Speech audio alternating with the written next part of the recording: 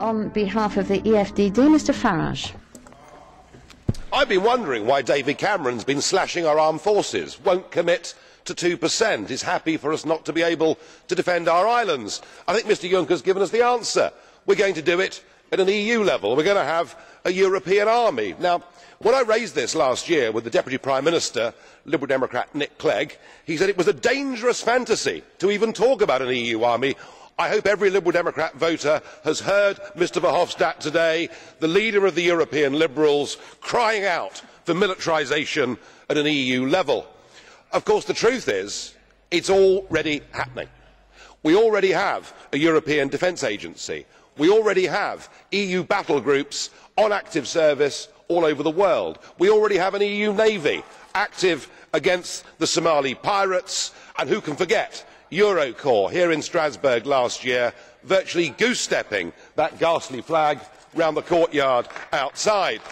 And of course the Lisbon Treaty, Article 28, provides for all of this. Tony Blair was right.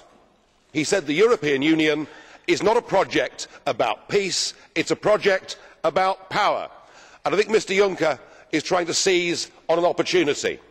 We ourselves in the European Union provoked the conflict through our territorial expansionism in the Ukraine. We poked the Russian bear with a stick, and unsurprisingly, Putin reacted. But this now is to be used as an opportunity to build a European army. And when, Mr Juncker, Mr Verhofstadt, I know that by heckling you increase your hits on YouTube, because otherwise nobody in Europe wants to listen to you, and the President really ought to let me speak. Just a moment, please. Just a moment. Thank you. Mr Farage, just a moment, please. Just a moment, please. Just a moment. Mr Verhofstadt, I turn to you. I have to ask you, please, to calm down.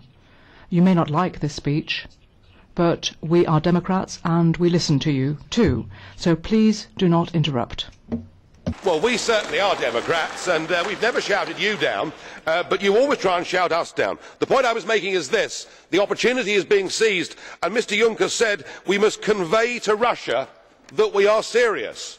Who do you think you are kidding, Mr Juncker? We do not want any part of an EU army, and I doubt the rest of the peoples of Europe do either. Thank you. Well, it's a bit of fun. So, Herr Farage. Thank you, Mr Farage. You've exhausted your speaking time. We extended it even. Now, Mr Verhofstadt, we've brought him back to reason.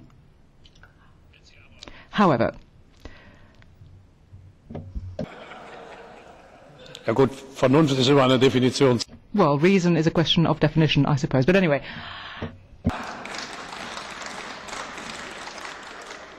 Ich glaube, I'm not necessarily saying that you're the expert when it comes to defining reason, but what I can tell you is that I asked Mr Verhofstadt to please listen to you. I hope he will continue to do so in the future. And to all of you, I would ask you also to make sure that you respect flags of whatever nature. Mr Sulík, I believe you had a question, is that right? To Mr Farage, I take it? Is that right? In fact, I would like to ask Mr Farage, what do you think that we should have to do, Mr Farage, when Russia, for example, is supporting with the most modern armaments, you know, the separatists? Do you, as an European Union, have to do something to support Ukraine, to fight in the eastern Ukraine, or do you think that we should have to wait to fight on the western Ukraine for the stability of Europe? Don't you think that we together have to send a clear message of solidarity and unity of the European Union considering this important subject? Thank you. Speech. We, through our territorial ambitions, provoked the overthrow of an albeit corrupt but democratically elected leader in the Ukraine. We have provoked this crisis. Now the question you ask is, what do we do from here? I was in this chamber at the time when Libya was attacked. I heard the Liberals and the Greens screaming, frothing at the mouth, for us to bomb Libya, for us to become militarily involved because we believed that would make things better. My view, sir, is if you look at Afghanistan, if you look at Iraq, if you look at Libya and you look at the attempt to back the rebels in Syria, many of whom have now morphed into ISIS, we see that our recent foreign military interventions have made things worse, not better.